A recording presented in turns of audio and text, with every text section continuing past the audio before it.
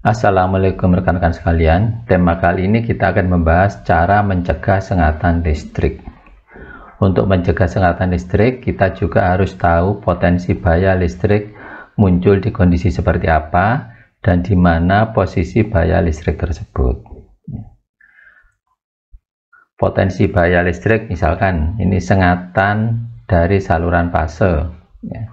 Di sini orang menyentuh saluran fase atau kabel yang kebetulan kondisinya kurang bagus sehingga terkelupas, dan orang ini dengan tidak sengaja menyentuh sehingga terjadilah sengatan listrik pada orang ini. Ini ada arah arusnya dari saluran fase melewati tubuh orang tersebut kemudian masuk ke bumi. Sekarang ini adalah contoh sengatan listrik karena menyentuh antar fase. Jadi tangan yang satu, katakanlah ini di sini contohnya menyentuh saluran W, sedangkan tangan satunya menyentuh saluran V, ya, UVW atau RST, ya, misalkan seperti itu. Ini juga akan membuat manusia tersebut tersengat, walaupun di sini orangnya tidak menyentuh bumi. Arus mengalir lewat fase ke fase. Ya. Yang berikutnya adalah ini adalah satu contoh, misalkan saluran netralnya ini putus, ya, di jalur instalasinya saluran netral putus. Akibatnya, ya, orang ini akan tersengat kalau menyentuh saluran netral. Ini kalau saluran netralnya di situ ada yang putus. Nah, di sini saluran netralnya akan bertegangan, ya, karena putus tadi itu. Kemudian arus listrik menuju ke bumi sehingga orang ini terkena sengatan listrik. Ini arah arusnya. Yang berikutnya,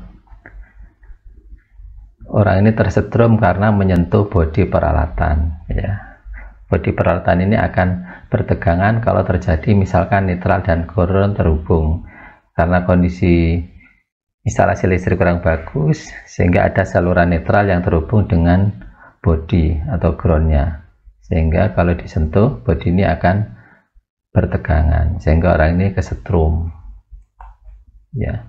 Jadi kabel netral dan ground yang terhubung karena kondisi instalasi yang bermasalah menyebabkan semua bodi peralatan listrik akan bertegangan. Ini yang berikutnya adalah contoh, ya, orang kesetrum ke bodi, katakan kulkas ini terbuat dari logam, ya. Kondisi netral dan ardenya terhubung karena isolasi yang buruk atau kondisi yang bermasalah, sehingga orang ini kalau menyentuh bodi kulkas akan kesetrum juga, ya, sengatan bodi dari peralatan.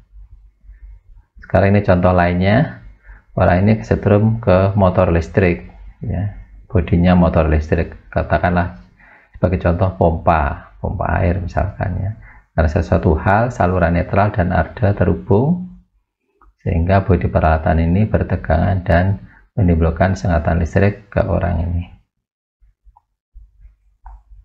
Nah, sekarang kalau kita lihat grafik pengaruh arus listrik terhadap tubuh manusia, di sini areanya dibagi menjadi 4, ya.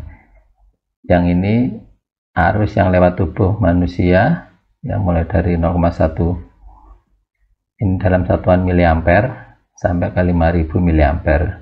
Sedangkan yang sumbu Y ini, kalau ini sumbu X, ini sumbu Y, waktu sentuh, ya, waktu sepi ini dalam satuan milisekon atau 1/1000 detik, ya. Di sini areanya dibagi 4, area 1, 2, 3, dan 4. Area 1 ini tidak ada reaksi, area 2 tidak terlalu berbahaya, area 3, nah, ini sudah mulai berbahaya untuk jantung, ya. Yang paling peka ini terhadap sengatan listrik adalah jantung. Yang keempat adalah serangan jantung, ya. Ini bisa menyebabkan kematian. Ini grafiknya, ya. Di sini bisa dilihat batas-batasnya.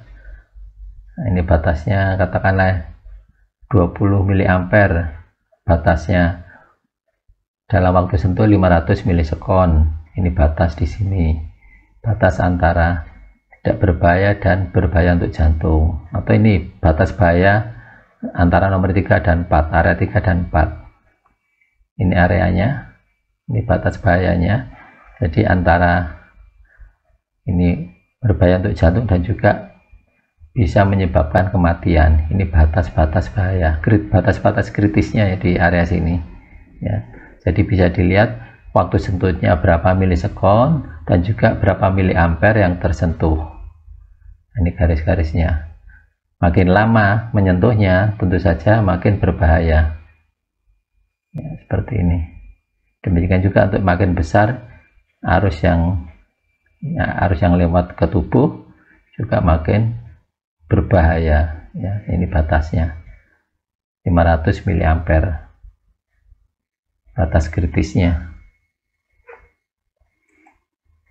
Sekarang kalau kita lihat ya, hitung-hitungannya, ini katakanlah orang ini tersengat aliran listrik, kita buat hitungannya menggunakan hukum Ohm, I sama dengan tegangan dibagi dengan hambatan.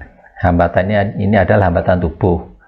Hambatan tubuh manusia itu berbeda-beda ya, tergantung dari kondisi dan juga kondisi basah atau kering.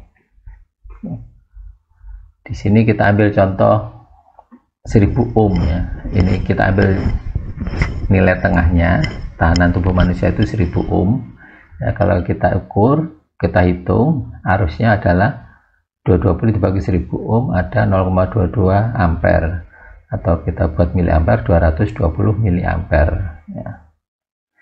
Jadi kalau kita lihat batas tadi, batas kritis kekuatan manusia menerima arus sebesar 200 miliampere dalam waktu kurang lebih 1 detik. Nah, tiap manusia itu berbeda kekuatannya, jadi ini bukan angka yang jadi patokan yang tetap, bukan sebagai referensi, tapi kurang lebih ya, ini batas kritis kekuatan manusia. Nah, yang berikutnya kalau kita hitung tegangannya, arus listrik yang dianggap masih aman bagi manusia di bawah 30 sampai 50 miliampere. Kalau kita hitung, kita masukkan 50 miliampere ini dengan tahanan tubuh manusia 1000 ohm, hasilnya adalah 50 volt ya. Jadi batas aman maksimal tegangan listrik yang menyentuh 50 volt. Sekarang proteksinya. MCB tidak memiliki fungsi untuk mencegah sengatan listrik ya, jadi fungsi MCB hanya sebagai proteksi beban lebih dan hubung singkat ya. Jadi MCB tidak bisa dipakai untuk mencegah sengatan listrik. Nah, komponen yang bisa dipakai untuk mencegah itu adalah ILCB ya. Ini bisa berfungsi untuk mencegah sengatan listrik. Sensitivitasnya bisa kurang dari 30 miliampere ya. Untuk lebih jelasnya bagaimana cara kerja ILCB bisa dilihat di video pada channel ini, yaitu ILCB sebagai pelindung sengatan listrik, ada di channel ini.